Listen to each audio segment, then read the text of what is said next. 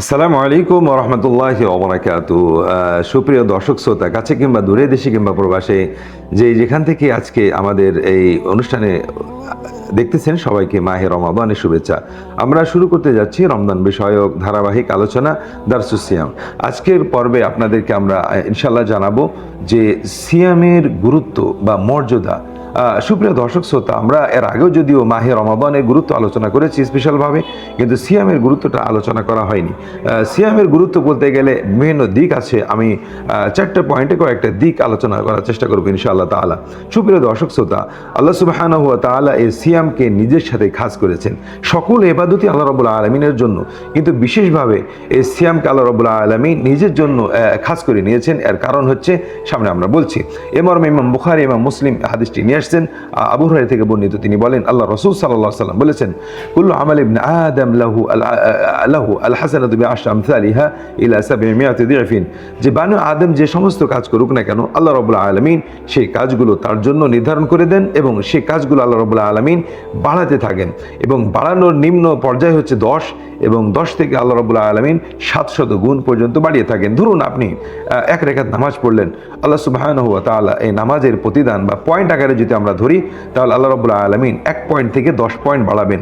এবং 10 থেকে সর্বোচ্চ আমাদের খুজু এবং একনিষ্ঠতার ভিত্তিতে আমাদের পয়েন্টগুলো বেড়ে থাকবে, আল্লাহ রাব্বুল আলামিন 700 গুণ পর্যন্ত বাড়াবেন।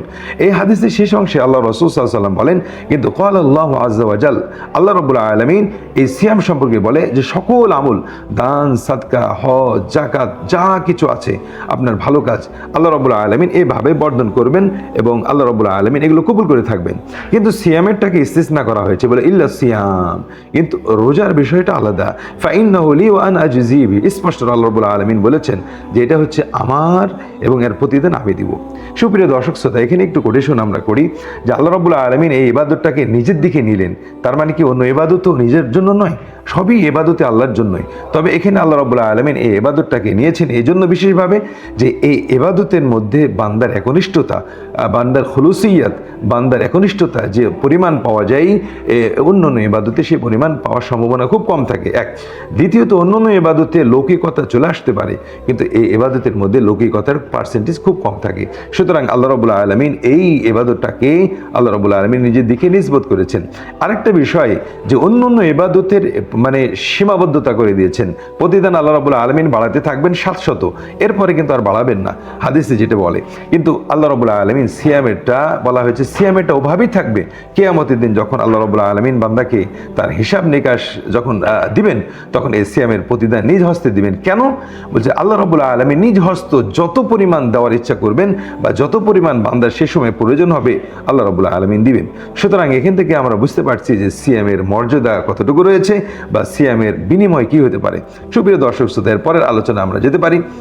আল্লাহ রাব্বুল আলামিন অন্য আরেকটা আমরা হাদিস বলতে পারি যে এই সিয়ামের ফজিলত সম্পর্কে আবু সাঈদ খুদরি থেকে বর্ণিত, তিনি বলেন, রাসূল সাল্লাল্লাহু আলাইহি সাল্লাম বলেছেন, মান সামা ইয়াওমান ফি সাবিলিল্লাহ, কোনো ব্যক্তি যদি আল্লাহর জন্য একটি রোজা রাখে, বা'আদাল্লাহু ওয়াজহাহু আনিন নারি 70 খরিফা। এরকম কাছাকাছি 3টা হাদিস রয়েছে, বুখারী মুসলিমের হাদিস। এটাই হাদিসের মাফহুম হচ্ছে এরকম, কোনো ব্যক্তি যদি আল্লাহর জন্য একটি মাত্র সিয়াম রাখে, একটি মাত্র রোজা রাখে, শুধু আল্লাহর উদ্দেশ্যে, আল্লাহকে খুশি করার জন্য, এই রোজার বিনিময়ে আল্লাহ রাব্বুল আলামিন তার চেহারাকে জাহান্নাম থেকে 70 বছরের রাস্তার ব্যবধান করে দেবেন। সুবহানাল্লাহ, এটা একটা বর্ণনা।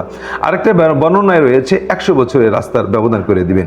আরেকটা বর্ণনায় রয়েছে, ওটা ইমাম তিরমিজি, ইমাম নাসিরউদ্দিন আলবানী হাদিসটিকে সহিহ বলেছেন। হাদিসটি এরকম ছিল যে, মান সামা ইয়াওমান ফি সাবিলিল্লাহ জাআলাল্লাহু বাইনাহু ওয়া বাইনা জাহান্নাম খান্দাকান। আল্লাহ রাব্বুল আলামিন কেউ যদি আল্লাহর জন্য একটি রোজা রাখে, তাহলে আল্লাহ তার মাঝে এবং জাহান্নামের মাঝে একটা ব্যবধান করে দিবেন, খন্দক। আর এই খন্দকটা কেমন পরিমাণ, আল্লাহ রাসূল সাল্লাল্লাহু আলাইহি ওয়াসাল্লাম বলেন, বাইনাস সামাই ওয়াল আরদ, আসমান থেকে জমিনের যে ব্যবধান, যে প্রশস্ততা রয়েছে, এই প্রশস্ততা করে দিবেন। সুবহানাল্লাহ। সুতরাং একটি মাত্র রোজা যদি আমি রাখি আল্লাহর জন্য, তাহলে এটা প্রতিদান। তাহলে আমি এই রমাদানে যে 30টি রোজা রাখবো, তাহলে তার প্রতিদান বা তার বিনিময় কি হতে পারে, এটা আমরা অনুমান করতে পারি। 3 নম্বর পয়েন্ট হচ্ছে কাফারাতুদ দুনুবি সিয়াম। আমরা দেখি যে ইসলামের মধ্যে যতগুলো মূলনীতি রয়েছে এবং বড় বড় ইবাদত আছে, যেমন হজ হতে পারে, তারপরে সিয়াম হতে পারে, এই সমস্ত মৌলিক ইবাদতগুলো করতে যেয়ে যদি মানুষের ভুল হয়, তো এই ভুলের কাফারা যতগুলো ক্যাটাগরি উপকারী রয়েছে। যেমন মনে করো হজের বিষয়টা বলি, হজের যেগুলো মাহদুরাতুল ইহরাম রয়েছে, মানে ইহরাম অবস্থায় যে সমস্ত কাজগুলো করণীয় নিষেধ কেউ যদি করে ফেলে এর কাফারা রয়েছে। সেখানে আল্লাহ রাব্বুল আলামিন বেশ কিছু অপশন রেখেছেন, যেমন সাদকার কথা বলা হয়েছে, দাসমুক্তর কথা বলা হয়েছে, সেখানে আরেকটা অপশনের কথা বলা হয়েছে সিয়াম রাখা। তো এই সিয়াম রাখলে কি হবে, আল্লাহ রাব্বুল আলামিন গুনাহটা মাফ করে দিবেন।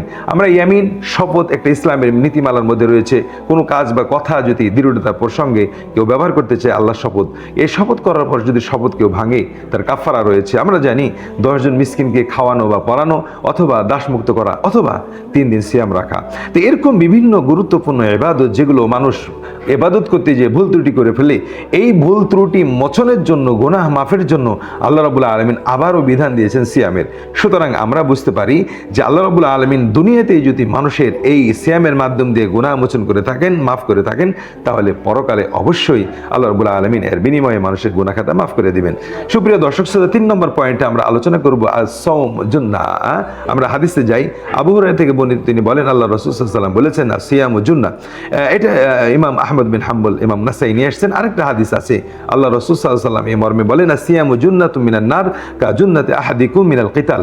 মানে লড়াইয়ের ময়দানে, যুদ্ধের ময়দানে তোমরা একে অপরে যখন লড়াই করতে যাও, অপরের থেকে, শত্রুর পক্ষ থেকে নিজেকে বাঁচানোর জন্য যেমন ঢাল ব্যবহার করো, ঠিক এই সিয়ামটা মানুষকে আল্লাহ রাব্বুল আলামিন বিনিময়ে জাহান্নাম থেকে বাঁচানোর জন্য ঢাল করে দিয়েছেন। সুপ্রিয় দর্শক শ্রোতা, সুতরাং আমরা বুঝতে পারি সিয়ামের বিনিময় কি হতে পারে। সুতরাং আমরা যখনই আমরা সিয়াম পালন করব, এই বিনিময়ের কথা যদি আমরা মনে রাখি, তাহলে আমাদের এই সিয়ামের প্রতি গুরুত্ব বাড়বে এবং আল্লাহ রাব্বুল আলামিনের প্রতি বিশ্বাস বাড়বে, এবং এই সিয়ামের যে ফজিলত রয়েছে বা সিয়ামের যে বিনিময়ের কথা বললাম, এটা নেওয়ার প্রতি আমাদের আকর্ষণ বাড়বে। আল্লাহ সুবহানাহু ওয়া তাআলা আমাদের বিষয়গুলো বুঝার তৌফিক দান করেন এবং সিয়ামের প্রতি যত্নবান হওয়ার তৌফিক দান করেন। আল্লাহুম্মা আমিন। আজকে এই পর্যন্তই। ওয়া আখিরু দাওয়ানা আলহামদুলিল্লাহি রাব্বিল আলামিন ওয়া জাযাকুমুল্লাহু খায়রান। আসসালামু আলাইকুম ওয়া রাহমাতুল্লাহি ওয়া বারাকাতুহু।